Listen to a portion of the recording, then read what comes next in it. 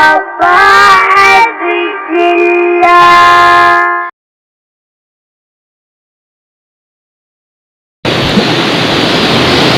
بالله من الشيطان الرجيم. بسم الله الرحمن الرحيم.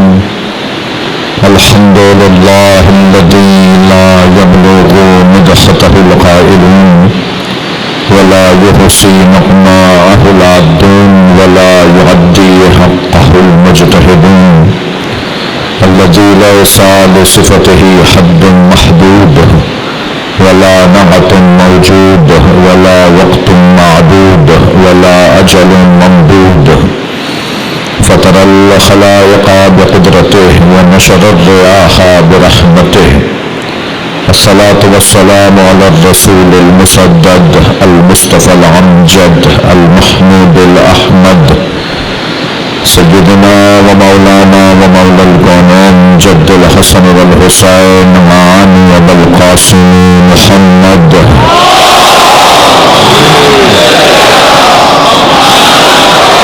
وآله الطيبين الطاهرين المعصومين الذين قال الله إنما يريد الله ليذهب عنكم الرجس أهل البيت ويطهركم تطهيرا.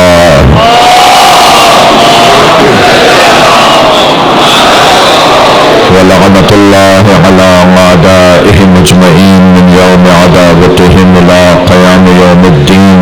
أما بعد، قال الحكيم في قرآن الكريم: بسم الله الرحمن الرحيم.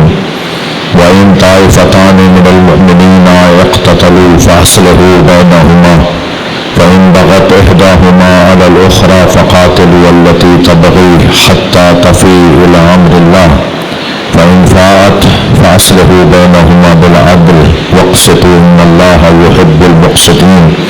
إنما المؤمنون إخوة فأصلحوا بين أخويكم واتقوا الله لعلكم ترحمون. صلوات.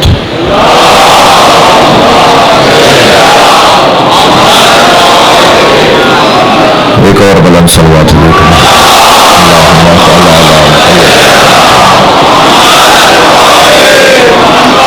سورہ مبارکہ حجرات نبی و 10ویں آیت ایک دفعہ پھر پڑھی گئی. ارشاد ہو رہا ہے: اور اگر مومنین کے دو گروہ آپس میں لڑنے لگیں فاصلحوا بینہما، تو ان دونوں گروہوں میں فوراً صلح کی کوشش کرو. فإن بغت إحداهما على الأخرى، اور اگر ان میں سے ایک دوسرے کو چڑھائی کرے، ایک ظالم ہو جائے اور ایک مظلوم، فقاتلوا التي تبغي، تو تم ظالم کے خلاف قتال کرو، مظلوم کا ساتھ دو. فإن فاءت، اور اگر ایسا ہو جائے کہ امر الہی کے آگے جھک جائیں، تسلیم ہو جائیں، بات مان لو. فإن فاءت، اگر ایسا ہو جائے، فاصلحوا بینہما بالعدل، تو پھر دوبارہ سے تم غیر جانبدار ہو جاؤ. یعنی کبھی تمہیں غیر جانبدار ہونا ہے، کبھی تمہیں جانبدار ہونا ہے، پھر کبھی تمہیں غیر جانبدار ہونا ہے. فاصلحوا بینہما بالعدل، اور پھر ان دونوں کے درمیان صلح کرواؤ عدل کی بنیاد پر. واقسطوا، اور تقسیم عادلانہ ہونی چاہیے. اللہ عادلانہ تقسیم کرنے والوں کو پسند کرتا ہے. انما المؤمنون اخوہ، مومنین آپس میں بھائی بھائی ہیں. فاصلحوا بین اخویکم، فوراً اپنے بھائیوں کے درمیان صلح و آشتی کی کوشش کیا کرو. واتقوا اللہ، یاد رہے کہ یہ حکم اللہ دے رہا ہے تمہیں، یہ اللہ کے کہنے بھی تم ایسا کر رہے ہو. سیاست، الیکشن، اپنی کارکردگی کو ثابت کرنا، اپنی بالادستی، اس وجہ سے نہیں ہے یہ، بلکہ یہ اللہ کی وجہ سے. اس نے تمہیں کہا ہے کہ ایسا کرو. واتقوا اللہ لعلکم ترحمون. ایسا کرو گے تو اللہ ایسا کرنے والوں پر اپنی رحمتوں کو نازل کرتا ہے.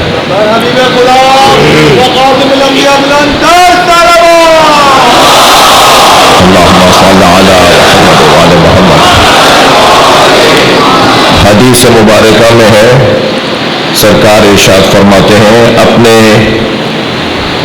مومن بھائی کا ساتھ دو، اپنے بھائی کی مدد کرو چاہے وہ ظالم ہو یا مظلوم. فقیل تو ایک شخص نے سوال کر لیا یا رسول اللہ مظلوم کا ساتھ دینا تو سمجھ میں آتا ہے، ظالم کا کیسے ساتھ دیں؟ ظالم کا ساتھ دینے سے تو ظالم مضبوط ہو جائے گا. حضرت نے فرمایا ظالم کا ساتھ دو اسے ظلم سے روکنے کی شکل میں، اس کی مدد کرو. لوگ نہیں جانتے کہ بہت سے لوگ نہیں جانتے، زیادہ تر لوگ نہیں جانتے کہ وہ جو ظلم کر رہے ہیں اس کا خود انہیں نقصان ہوگا.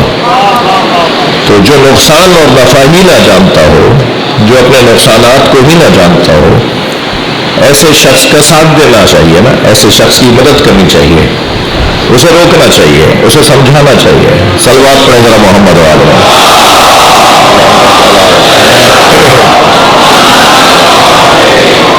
کہ تمہیں نہیں پتا اس لیے کہ یاد رہے جتنے بھی گناہ ہیں نا، وہ گناہ فردی ہو یا اجتماعی، جتنے بھی گناہ ہیں وہ خود گناہ انجام دینے والے کی طرف پلٹتے ہیں. اس کا نقصان اللہ کو نہیں ہوتا، اس کا نقصان اسلام کو نہیں ہوتا، اس کا نقصان اللہ کے دین کو نہیں ہوتا. قل یا عبادی الذین اسرفوا علی انفسہم، الذین اسرفوا علی انفسہم، اے میرے حبیب ان لوگوں سے کہیں کہ جو وہ اپنے اوپر زیادتی کرتے ہیں. جتنے بھی گناہ ہیں وہ خود انسان اپنے خلاف انجام دے رہا ہوتا ہے، اس کا نقصان خود اسے ہو رہا ہوتا ہے، ہوگا، ہو سکتا ہے کہ جو گناہ انجام دے رہا ہے. جھوٹ بولنے والا کسی کو کیا نقصان پہنچائے گا؟ سب سے پہلے تو جھوٹ بولنے والے کو نقصان ہوگا. غیبت کرنے والا کسی کو کیا نقصان پہنچائے گا؟ سب سے پہلے تو غیبت کرنے والے کو غیبت کرنے کا نقصان ہے.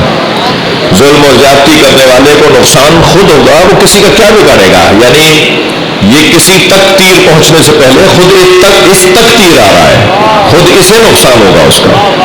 اب یہ سمجھنا بعض لوگوں کے بس کی بات نہیں ہے، بعض لوگ متوجہ نہیں ہیں اس بات کی طرف. جیسے چھوٹا بچہ انگیٹھی کی طرف لپک رہا ہوتا ہے، ہیٹر کی طرف لپک رہا ہوتا ہے، اسے وہ چمکتا ہوا شعلہ، اسے وہ بھڑکتی ہوئی آگ اچھی لگ رہی ہوتی ہے، مگر کیا بڑے اسے جانے دیتے ہیں؟ بار بار ہر تھوڑی دیر بعد دبوچ کر اسے روکتے ہیں، اسے جانے نہیں دیتے. البتہ بعض بچے طبیعتاً شریر ہوتے ہیں، ٹھیک ہے، وہ بچپنا نہیں کر رہے ہوتے، شرارت کر رہے ہوتے ہیں. تو ایسے بچوں کو ہلکا سا انگیٹھی کو ٹچ کروا دینا چاہیے. تو دیکھو اس میں کیا ہے، صلوات پڑھے گا محمد والے.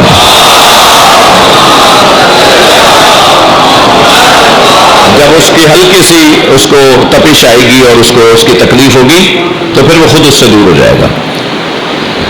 اسی طرح بعض لوگ بظاہر 40 سال کے، 50 سال کے، 60 سال کے نظر آتے ہیں، مگر گناہوں کے بعد میں وہ اس بچے کی طرح ہیں جیسے پتہ نہیں ہے کہ اس عمل کا نقصان کتنا ہے.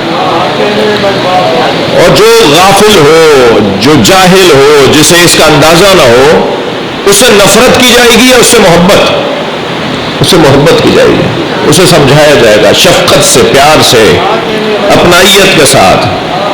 ہر انسان ہر دوسرے انسان کا ذمہ دار ہے. کلکم مسئول. صلوات پڑھیں محمد والے.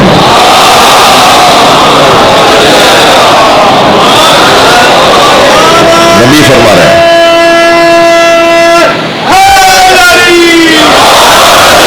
اور یہ یاد رہے کہ اس کا بعض اوقات ایسا بھی ہوتا ہے کہ یہ سوچتے ہیں کہ ہمارا کیا مطلب، ہمارا کیا جائے، ہمارا کیا واسطہ، ہم کیوں خواہ ان کو اپنا وقت وقت ضائع کریں اور اپنے سر میں درد کریں، اور کیوں خواہ یہ جو پڑی ہوئی لکڑی اٹھائیں، یہ پڑا ہوا پتھر اٹھائیں، کیوں ان مسائل میں اپنا وقت ضائع کریں؟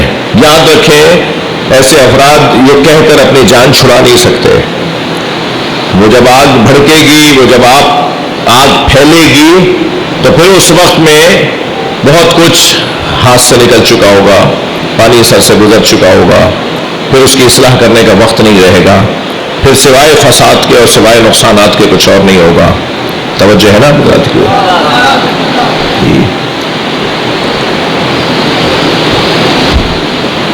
حدیث مبارکہ میں ہے ان تارک الشفاء المجروح، جو زخمی ہو جائے اور کسی زخمی کے زخم کی شفا کے لیے اگر کوئی لا تعلق ہو جائے، یعنی ترک کر دے کسی کی شفا کے عمل کو، بیمار ہے، پریشان ہے، چوٹ لگ گئی ہے، توجہ ہی نہیں کر رہے اس کی چوٹ کی طرف، تو حدیث کہتی ہے کہ وہ ایسے ہی ہے جیسے وہ کہ جس نے اسے زخمی کیا ہے، وہ جیسے جارے ہے نا، جرح لگانے والا، زخم لگانے والا ہے، یہ ترک شفا کرنے والا بھی ایسا ہی ہے، تڑپتا ہوا دیکھ رہے ہیں، چلے جا رہے ہیں۔ ہمارے ہاں کا ماحول کچھ اس طرح سے ہے کہ اگر ایکسیڈنٹ کسی کا دیکھ لیں، کسی کو روڈ پہ تڑپتا ہوا دیکھیں، دل کر رہا ہوتا ساتھ دیں، مگر ہمارے ملک کے حالات اور ہمارے ہاں تفتیشی عمل اور ہمارے ہاں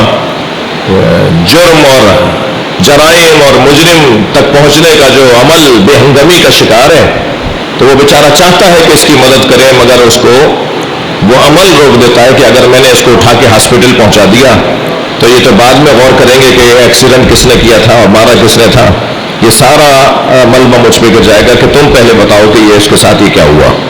ارے بھائی میں تو اٹھا کر لایا تھا، میں نے تو اس کو ہاسپٹل پہنچایا تھا۔ لیکن عزیزان گرامی، کیا اس وجہ سے کہ ہمارے معاشرے میں ایسا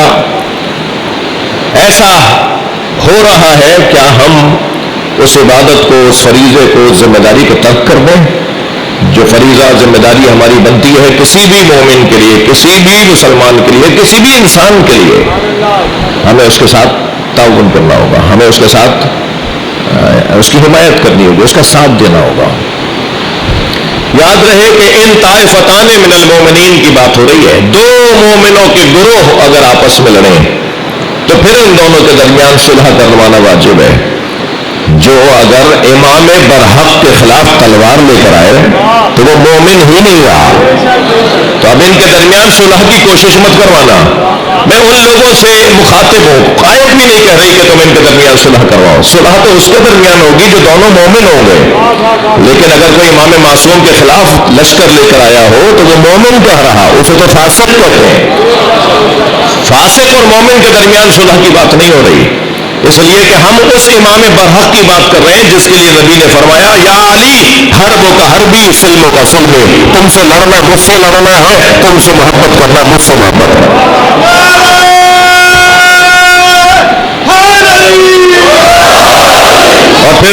اور پھر نبی مکرم نے تو بہت پہلے بتا دیا تھا کہ میرے علی کے ساتھ کیا ہوگا، فرمایا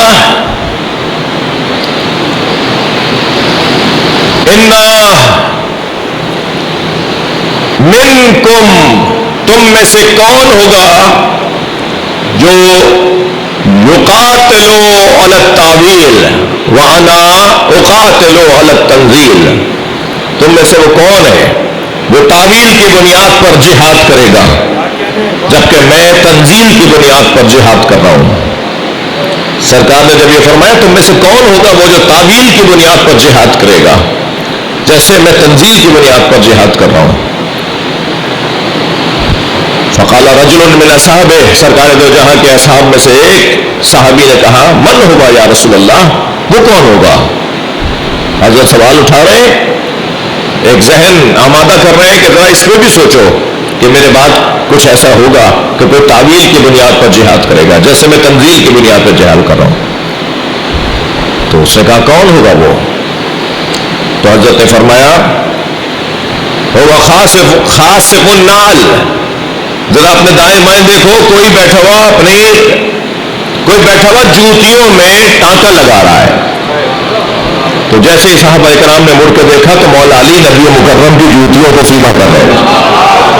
فرمایا یہ ہے جو میرے بعد تعویل کی بنیاد پہ جنگ کرے گا. سرکار دو جہاں نے مولا کائنات کے ساتھ لڑنے کے حوالے سے بہت روشن پیغام دیا. یا علی انت منی وانا منکا، یا علی لحمو کا لحمی و دمو کا دمی، یا علی سلمو کا سلمی و حربو کا حربی. یا علی تمہارا گوشت میرا گوشت ہے، تمہارا خون میرا خون ہے، تم سے لڑنا مجھ سے لڑنا ہے، تم سے محبت مجھ سے محبت ہے. جو تمہارے ساتھ اچھا رویہ رکھے گویا وہ میرے ساتھ اچھا رویہ رکھا ہے. پھر فرمایا یا علی ویحکا عمار، ہائے عمار ہائے عمار، تقتلہ الفئۃ الباغیہ، اسے ایک باغی گروہ قتل کرے گا. فرمایا یا علی الحق مع علی، الحق مع علی وعلی مع الحق. سنو علی حق کے ساتھ ہے اور حق علی کے ساتھ. اللہم عدل الحق ہے سما دار علی، یا اللہ حق کو وہاں موڑ جہاں علی جا رہا ہو. پھر ایک مرتبہ لہجہ بدل کے فرمایا العمار مع الحق والحق مع عمار یدور معہ. صلوات پڑھنا محمد علیہ. یہ حدیث دو ہستیوں کے لیے آئی ہے. مولا کائنات کے لیے بھی حق علی کے ساتھ ہے، علی حق کے ساتھ ہے، اور حضرت عمار کے لیے بھی آئی ہے. عمار حق کے ساتھ ہے، حق عمار کے ساتھ، مگر دونوں میں ایک معمولی سا اور بہت بڑا فرق ہے. صلوات پڑھا محمد علیہ.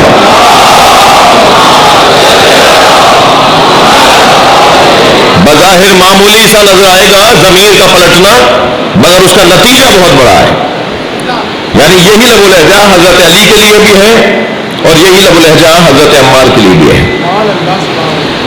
حق علی کے ساتھ ہے، علی حق کے ساتھ ہے، عمار حق کے ساتھ ہے، حق عمار کے ساتھ ہے. مگر وہاں مولا علی کے لیے کیا ہے اور حضرت عمار کے لیے بعد والا جملہ کیا ہے؟ یہ دونوں، یہ ایک جملہ دونوں کے لیے مشترک ہے. الحق مع عمار و عمار مع الحق، الحق مع علی و علی مع الحق، یہ دونوں کے لیے ایک جیسا ہے. مگر اس کے بعد والا جملہ دونوں کیا مختلف ہے. مولا علی کے لیے ہے اللہم عدل الحق ہے سما دار علی، یا اللہ حق کو وہاں موڑ جہاں علی جا رہا ہو. یہ یہ مولا علی کے لیے ہے، توجہ ہے نا میرے آج. اور حضرت عمار کے لیے کیا ہے؟ حضرت عمار کے لیے ہے کہ دارہو ما یدور معہو، الحق مع عمار، توجہ، الحق مع عمار و عمار مع الحق یدور معہو. جی یدورو کی جو فاعل ہے نا، یدورو کا پلٹنا جانا چلنا، اس کا جو فاعل ہے وہ حضرت عمار ہے، اور معہو کا جو ضمیر پلٹ رہی ہے اس کا ضمیر کا جو مرجع ہے وہ علی ہے. یعنی میں اب یوں کہوں کہ حضرت عمار کے لیے اور مولا علی کے لیے جو فرق روشن ہے وہ یہ ہے کہ حق کو وہاں موڑ جہاں علی جا رہا ہو اور عمار کو وہاں موڑ جہاں حق جا رہا ہو. صلوات پڑھنا محمد علیہ.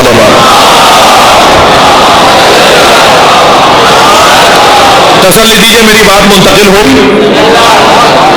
یعنی مولا علی حق کے پیچھے نہیں ہے، حق علی کے پیچھے ہے. مگر حضرت عمار کو کیا کہا جا رہا ہے؟ عمار وہاں جائیں گے جہاں حق جا رہا ہے اور حق وہاں جائے گا جہاں علی جا رہا ہے. مگر یہ ضرورت کیوں پیش آئی؟ صلوات پڑھنا محمد علیہ.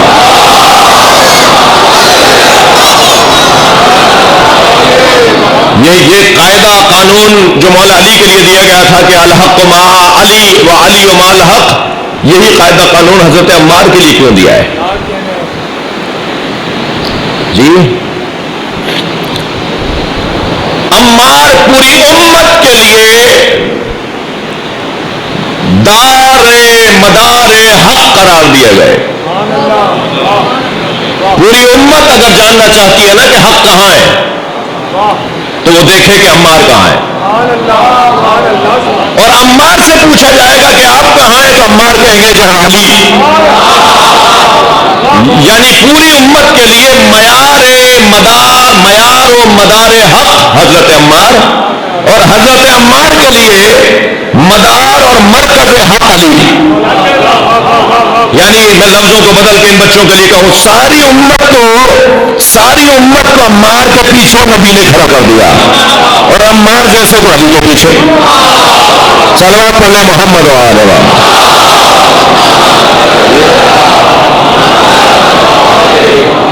ضرورت کیوں پیش آئی؟ حضرت عمار کے علاوہ یہ حدیث کسی اور کے لیے کیوں نہیں ہے؟ حضرت عمار کے علاوہ یہ حدیث الحق مع عمار حضرت سلمان کے لیے کیوں نہیں ہے؟ حضرت ابو ذر کے لیے کیوں نہیں ہے؟ جی اس کا سبب ہے. اس کا سبب یہ ہے کہ عمار معیار بن جائیں گے، امت الجھے گی، امت کو کسوٹی چاہیے ہوگی. کس کا ساتھ دیں؟ کم بات ہے ام المومنین آ رہی ہے، کم بات ہے حجت خدا کے مقابلے میں میدان میں سادہ آدمی کہا جائے گا. جی بقول لوگوں کے جی عام آدمی کہا جائے گا. ویسے اسلام عام رہنے نہیں دینا چاہتا. تم عام کیوں رہ جائے بھائی؟ تم اپنا معیار بڑھاؤ، اپنی سوچ بڑھاؤ. جب جنگ جمل ہونے لگی نا تو حضرت میمونہ ام المومنین، حضرت میمونہ نبی مکرم کی زوجہ، ان کے دروازے پر آ کر دستک دی ایک چاہنے والے نے، ایک صحابی نے. انہوں نے پوچھا کون ہے دروازے پہ؟ تو کہا ام المومنین میری ماں، مجھے بتائیے کہ میں علی کا ساتھ دوں یا علی کے مخالف لشکر کا؟ تو بی بی نے فرمایا تم نے علی کی بیعت کی ہے یا نہیں؟ اس نے کہا میں نے علی کی بیعت کی ہے. تو فرمایا خبردار، بیعت توڑنا مسلمان کا کام نہیں ہے، جاؤ جا کے علی کا ساتھ دو. صلوات پڑھیں محمد و آلہ. مگر آپ جان سکتے ہیں، سمجھ سکتے ہیں یہ کتنا مشکل کام تھا اس بیوی کے لیے، ایسا بولنے والے کے لیے. بڑا مشکل دور تھا. اب سادہ انسان کہاں جائے، کیا کرے وہ؟ تو سرکار دو جہاں نے صرف ایک ایسے صحابی کا تذکرہ کیا کہ جو ایک ایسے میدان میں اتریں گے جن کو کسوٹی قرار دیا جائے گا کہ باغی کون ہے اور امام حق کون ہے. لہذا سرکار نے فرمایا وے حق وے عمار، ہائے عمار تقتلہ الفئۃ الباقیہ. اپنے مضمون پہ بات کر رہا ہوں میں جی. ان طائفتان من المؤمنین اقتتلوا. صلوات پڑھیں ذرا محمد و آلہ.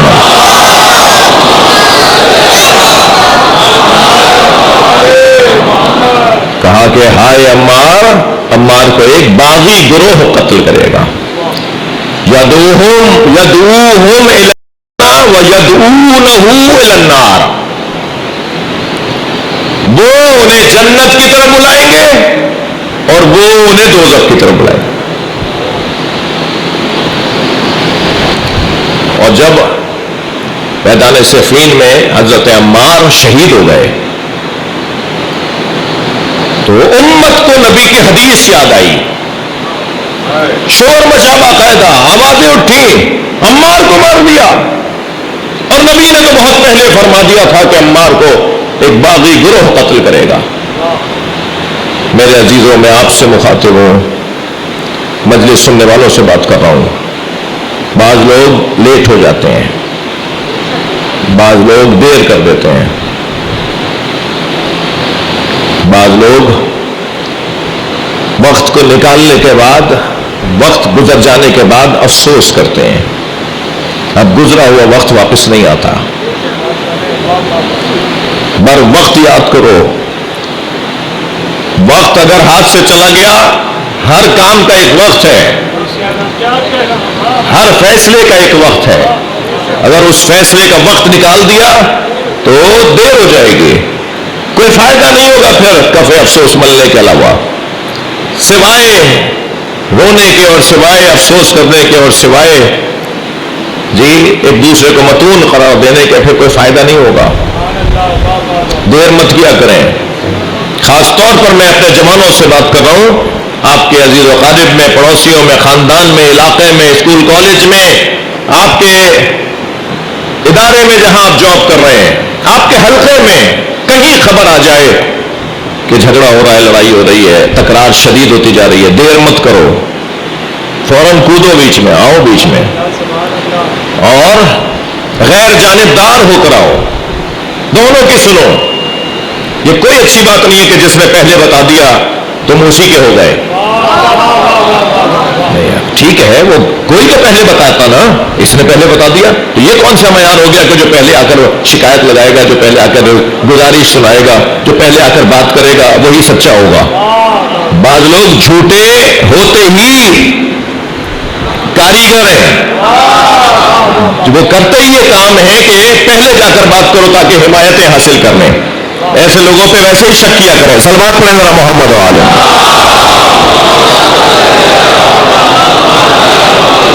دوسرے کی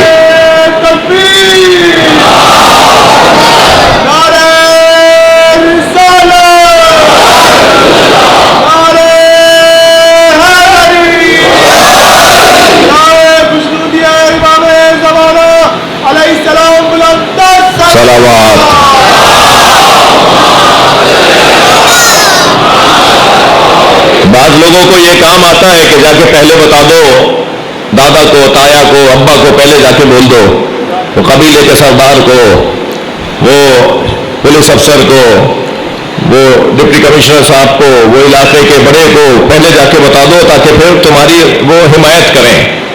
نہیں، مومن کا کام اس وقت تک غیر جانبدار رہنا ہے جب تک یہ طے نہ ہو جائے کہ بغاوت کس نے کی ہے، زیادتی کس نے کی ہے، ظالم کون ہے اور مظلوم کون ہے۔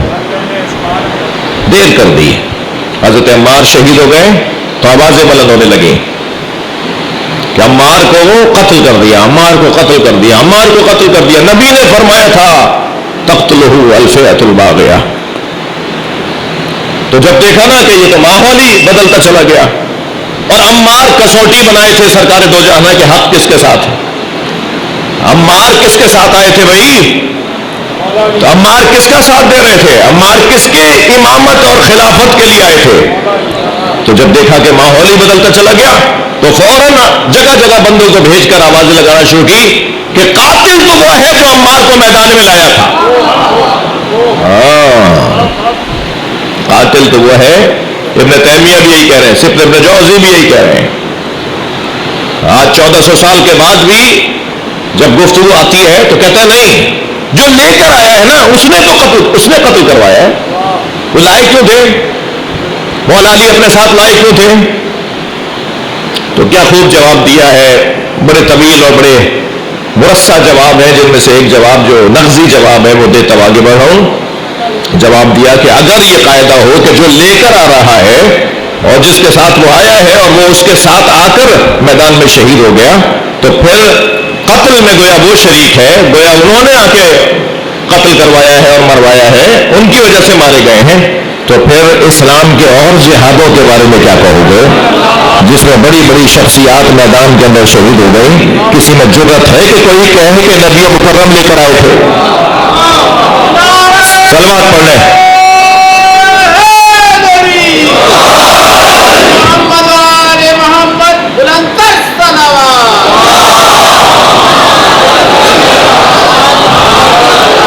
ایک اور بلند صلوات۔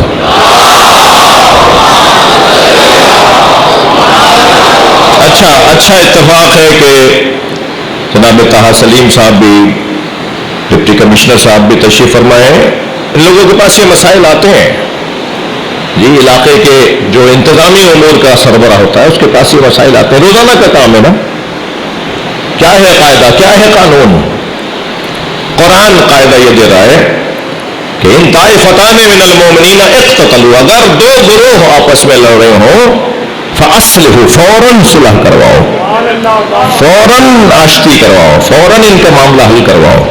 فإن بغت إحداهما على الأخرى، اور اگر ایک دوسرے پہ چڑھائی کرے تو جس پہ چڑھائی ہو رہی ہے وہ مظلوم ہو گیا ہے، اور جب وہ مظلوم ہو گیا ہے تو پھر فقاتلوا التي تبغي، تم اس کے خلاف ہو جاؤ جو ظلم کر رہا ہے۔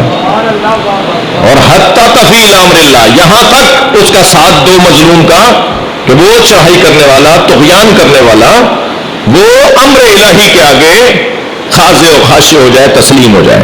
اور جب ایسا ہو جائے فَإِنْ فَعَلْتَ، اگر ایسا ہو جائے فَأَصْلِحُوا بَيْنَهُمَا بِالْعَدْلِ، پھر ان دونوں کے درمیان عدل کی بنیاد پر فیصلہ کرو. عزیزو، دشمن تو باہر سے آ کر لڑواتا ہے نا، وہ جو لڑتا ہے وہ کمزور ہوتا ہے تبھی تو دشمن کی بات کو مانتا ہے. ایک لفظ بولا جاتا ہے علمی اور مدرسے کی زبان میں، متقاضی، اور ایک لفظ کہا جاتا ہے حکم. تقاضا تو یہی ہے کہ دشمن آپ کو لڑوائے گا، دشمن کا کام ہی ہے، دشمن ہی اس لیے ہے، دشمن آپ کا دشمن ہی اس بنیاد پر ہے کہ یا وہ خود مارے گا آپ کو یا آپ کو آپس میں لڑوائے گا. ٹھیک ہے، لیکن وہ جو آپس میں لڑ رہے ہیں وہ تو دشمن تو ان کے ہاتھ میں تلوار نہیں دے رہا، بازوؤں کا زور تو دشمن انجیکٹ نہیں کر رہا، دماغ میں تو دشمن جو ہے وہ سازشوں کے جال کو نہیں بنا رہا، وہ تو خود انسان کی اپنی کمزوری ہے نا. جی، شیطان نے کروا دیا، بھائی تم شیطان کے اعلی کار کیوں بنے؟ امریکہ نے کروا دیا، بھائی تم امریکہ کے اعلی کار کیوں بنے؟ وہ تو کروائے گا کام، اس کا تو کام ہے لڑوانا. شیطان کا کام لڑانا لڑوانا ہے، لیکن انسان کو خود مضبوط ہونا چاہیے اور سمجھدار ہونا چاہیے کہ مجھے کسی کا اعلی کار نہیں بننا. قرآن قاعدہ دے رہا ہے کہ خبردار، انما المؤمنون اخوہ، مومنین آپس میں بھائی بھائی ہیں. فاصلحوا بین اخویکم، بھائیوں کے درمیان کوشش کرو. میرے عزیزو، یہ جو آپ سب کی جیبوں میں ایک مخبر بیٹھا ہوا ہے نا، اس کو کمپنیوں کا نام نہیں لوں گا میں جی، یہ جو ہر ایک کے پاس ایک آدمی ایک ساتھ بٹھا دیا ہے نا، اس کے فائدے بہت ہیں. اس کی وجہ سے ہمارے رابطے اچھے ہو گئے ہیں، اس کی وجہ سے امور تیز ہو گئے ہیں، معاملات میں بہتری آ گئی ہے، زمانہ سکڑ گیا ہے، دنیا چھوٹی ہو گئی ہے. پہلے کبوتر کے ذریعے سے خط بھیجا جاتا تھا، پھر وہ ڈاک کا سلسلہ شروع ہوا، پھر وہ آہستہ آہستہ بات یہاں تک آ گئی ہے کہ دنیا کے اس کونے میں ایک لمحے میں پیغام جاتا ہے. ایک فارورڈ کا بٹن دبانے پر، ایک بٹن دبانے پر ایک لمحے میں وہاں سے وہاں پیغام چلا جاتا ہے. اس کے فائدے بھی بہت ہیں جی. جدید چیز ہے، اس سے جان بھی نہیں چھٹے گی، اور کیوں چھٹے اس سے جائے. مومن کے لیے یہ نشانی بتائی گئی ہے کہ وہ عالم بزمانے، وہ اپنے زمانے کے ساتھ چلتا ہے. عارف بزمانے، وہ اپنے زمانے کا جاننے والا اور سمجھدار، زمانے کا سمجھدار ہوتا ہے، زمانے کو سمجھ کے چلنے والا ہوتا ہے. تو اس سے چھٹکارا تو ہے نہیں. مگر عزیزان گرامی، اس کے اندر کوئی اخلاقیات، موبائل کے استعمال کے بھی کوئی اخلاقیات ہیں. میں اپنے جوانوں سے پوچھ رہا ہوں، موبائل کے استعمال کے بھی کوئی اخلاقیات ہیں؟ میں نے کوئی 10-15 پوائنٹ اس وقت جو اس موبائل کے ذریعے میسجوں کے ذریعے سے جو اسلامی تعلیمات کی خلاف ورزی ہو رہی ہے، اس کے کوئی 10-12 پوائنٹ میں نے طے کیے ہوئے ہیں. مگر میں اس وقت نہیں بیان کروں گا، صرف ایک بیان کروں گا. یعنی باقاعدہ قرآن اور حدیث اور قرآن اور تعلیمات اہل بیت کے خلاف اخلاقیات کی تباہی کا سبب بن رہا ہے اس موبائل کا استعمال، خاص طور پر میسج کے حوالے سے. وہ 10-12 چیزیں چھوڑیے، صرف ایک بات لے لیجیے آج کی مجلس میں، اور وہ ایک بات یہ کہ میں نے مثال کے طور پر عباس تعظیم صاحب کو میسج کیا، شکیل بھائی کو میسج کیا، شمشاد صاحب کو میسج کیا، میں میسج کر رہا تھا، دلاور صاحب تشریف فرمائے، میں نے ان کو میسج کیا. میں جب میسج کر رہا تھا، وائس میسج، لکھا ہوا میسج، تو میرے ذہن میں تو مثلا عباس تعظیم صاحب تھے نا، مجھے کیا پتا تھا، میں الٹا کر دیتا ہوں، انہوں نے مجھے کیا، انہیں کیا پتا تھا کہ میں اسے وائرل کر دوں گا. اگر مجھے انہیں پتا ہوتا کہ میں اسے پھیلا دوں گا تو ان کا لہجہ کچھ اور ہوتا، ان کے الفاظ کچھ اور ہوتے. ان کے بولنے کا طریقہ کچھ اور ہوتا. وہ تو سمجھ رہے تھے مجھ سے بات کر رہے ہیں اور میں نے اسے ساری دنیا کو بتا دیا. پھر وہ مجھے فون کر کے کہہ رہے ہیں کہ مولانا میں نے تو آپ کو بھیجا تھا, آپ نے سب کو بتا دیا. اتنا زیادہ دیندار لوگ کر رہے ہیں یہ کام, نمازی لوگ کر رہے ہیں یہ کام. چہروں پہ جن کے داڑیاں ہیں, جو باقاعدہ متشرع لوگ ہیں, یعنی کوئی فرق ہی نہیں پڑتا کہ اس نے مجھے میسج بھیجا تھا میں نے اسے آگے بڑھا دیا. بھائی تمہارے لیے بھیجا تھا تو اسے آگے کیوں بڑھا رہے ہو؟ فساد پھیلے گا اس سے, نا اہلوں تک بات جائے گی, جہاں بات نہیں جانی چاہیے وہاں جائے گی. کوئی راز کا جملہ, رازداری کا کوئی جملہ ذہنوں میں ہے؟ رازداری بھی کچھ ہوتی ہے کہ نہیں؟ ایک دوسرے کی اسرار کو, ایک دوسرے کے رازوں کو چھپانا بھی کوئی تعلیم ہے یا نہیں؟ اتنا عام ہو گیا یہ, یعنی احساس ہی نہیں ہے کہ میں اسے آگے بڑھا رہا ہوں. بھائی تمہیں بھیجا تھا انہوں نے, تم آگے کیوں بڑھا رہے ہو؟ خاص طور پر میں ان بچوں جوانوں سے کہہ رہا ہوں, تھوڑی سی خوش گفتگو ہو رہی ہے, برداشت فرمائے مجھے.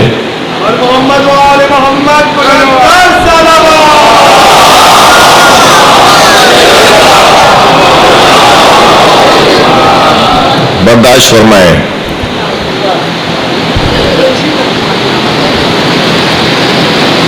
المجالس بالامانہ, ذاتی گفتگو امانت ہے. ذاتی گفتگو جو ہے نا, ایک دوسرے کے ساتھ جو رابطہ ہو رہا ہے, گفتگو ہو رہی ہے, یہ امانتیں ہیں. اور مومن امانت دار ہوتا ہے, خیانت کار نہیں ہوتا. اپنے پاس رکھو نا ایسے. اچھا اگر بھیجنا بھی ہے تو پوچھ لیں کہ میں آپ کا میسج فلاں کو فارورڈ کر دوں, کیا اچھی بات ہوگی. فساد پھیل رہا ہے, مسائل پیچیدہ ہو رہے ہیں, اخلاقیات کی تباہی کا وہ جو میں نے 10-12 چیزیں سوچی ہیں, ایک اور سن لیجیے. آپ گھر میں داخل ہوئے, ہر شخص اپنے اپنے موبائل میں لگا ہوا ہے. سلام کا جواب بھی احسان ہوگا اگر بیٹا باپ کو سلام کا جواب دے. وہ جو اجتماعیت کی سوچ تھی وہ اس کے ذریعے ختم ہو رہی ہے. یہ برا نہیں ہے, اس کا استعمال برا ہو رہا ہے. بھائی خدا کے واسطے تم 4 لوگ آپس میں بیٹھے ہو, موبائل رکھ دو نا سائڈ میں, آپس میں بات کرو, ایک دوسرے سے محبت کا اظہار کرو, ایک دوسرے سے گفتگو کرو. ملنے آئے تھے نا. اجتماعیت معاشرے سے ختم ہوتی جا رہی ہے. مجلسوں کا حال بھی بہت زیادہ بعض اوقات اچھا نہیں ہے اس حوالے سے. یہ تو مجھے پتا ہے کہ اس کے مسائل کیا ہیں, اس لیے تھوڑا سا بار بار تاکید کر رہا ہوں. تو میرے ہاں تو الحمدللہ یہ کنٹرول ہے کہ موبائل کوئی اٹھایا ہوا نظر نہیں آ رہا, لیکن جہاں توجہ نہیں ہے ہمارے دوستوں کی وہاں یہ صاحب موبائل لیے بیٹھے ہیں. ارے بھائی تم خود کہاں ہو؟ تم تو ہوئی نہیں مجلس میں. تم تو یہ ویڈیو بنا رہے ہو, یہ کلپ بنا رہے ہو, یہ کسی کو بھیجنے کے لیے. تم کہاں ہو؟ لگ رہا ہے یہ مجلس میں آیا بیٹھا ہے, یہ تو مجلس میں نہیں ہے جی. حتیٰ بعض لوگ تو, بھائی میری بات سے,